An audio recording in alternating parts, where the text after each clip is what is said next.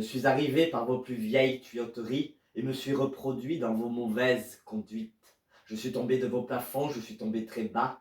Je me suis caché dans vos sous-sols, dans les bas-fonds de vos habitudes, les fissures de vos murs décrépits, dans les recoins d'une armoire. J'ai arpenté le fond de vos placards, visité ici-bas le siphon d'un évier de la baignoire. Vous m'avez chassé. Combien de fois j'ai dû dévier ma trajectoire? C'est pas facile, croyez-moi, une vie de cafard.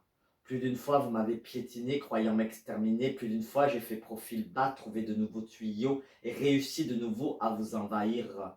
Et vous avez cessé de rire. Les entends-tu au loin, les cafards qui se prennent pour des hyènes? Entends-tu leurs coin-coin de canards dont se moquent les sirènes?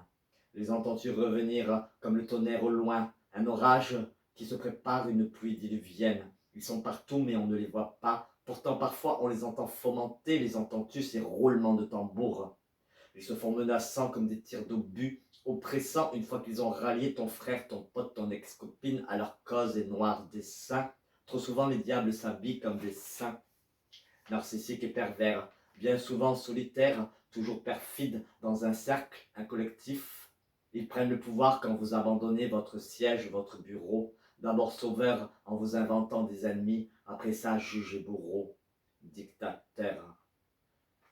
Qu'ils sont tristes et laids, leurs débats, leurs commentaires pestilentiels, leurs idées d'outre-tombe, leurs propos qui tombent comme un couperet, leurs arguments à la javel, leurs couplets de décérébrés, des ploucs et des bofs qui étalent à l'infini leur fiel, pauvres gens qui trimballent leurs problèmes existentiels en tenant pour responsables de leur triste sort. Tantôt les minorités, tantôt les autorités compétentes, les associations d'utilité publique et surtout la voix des sages, la décision des justes. Ceux et celles qui proposent la voie du juste milieu, les vois-tu s'en prendre partout dans le monde, aux femmes et aux plus faibles, aux populations démunies, encore aux femmes, ces sorcières, aux âmes qui se sont égarées, aux proies faciles, aux êtres fragilisés. C'est toujours la même rengaine. Ils sont très forts pour dégainer sur les plus vulnérables. Ils se croient forts et puissants alors qu'ils n'ont que la faiblesse de céder à la violence et la bêtise de péter plus haut que leur cerveau rabougri avec la panse remplie de vers solitaires et de flatulences, d'idéologies moyenâgeuses, de conception du monde qui nous ramènent à l'âge de pierre et d'une quantité astronomique d'absurdités religieuses. Ils ne veulent pas voir plus loin que le bout de leur nez, ils refusent de se remettre en question, ils refusent d'évoluer, ils n'ont que la place qu'ils méritent sous notre ciel. L'arc-en-ciel sera toujours plus fort que la loi minable du plus fort.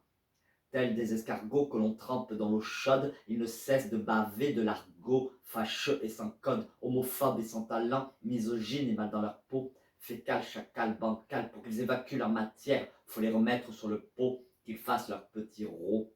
Les réseaux sociaux, ils les utilisent comme du papier cul, parce que personne ne les veut, même pas pour des plans cul. Ils auraient grand souci avec la justice s'ils ne se cachaient pas comme des pleutres et mauvais fils. Ils craignent l'autorité, les forces de l'ordre, mais en plein jour, ils font prospérer leurs petites ou grosses affaires, quitte à semer parfois du chaos, générer du désordre. Elle n'épargne aucune classe sociale, ni les riches, ni les pauvres, et peut s'immiscer dans n'importe quelle communauté pour la contaminer, la faire pourrir de l'intérieur comme un ver dans la pomme.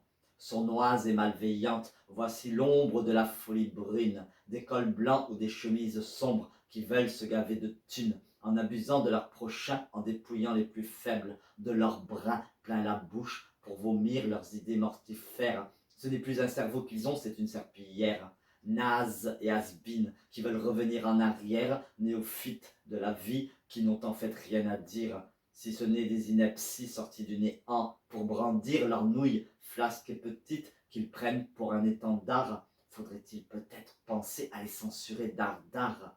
Et toi, que défends-tu? Tu veux sauver ta peau en restant dans le troupeau? Si tu veux l'inclusion, commence par aimer les autres et les inclure. Au lieu de créer la confusion, commence par fusionner avec ta conscience. Tu te bats contre l'exclusion, alors pourquoi de la société t'exclure?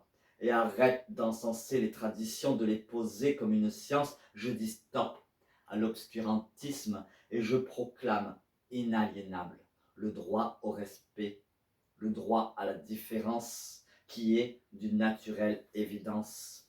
Les entends-tu au loin, les cafards qui se prennent pour des hyènes. Entends-tu leur coin-coin de canard dont se moquent les sirènes, dont se moquent les sirènes, dont se moquent les sirènes.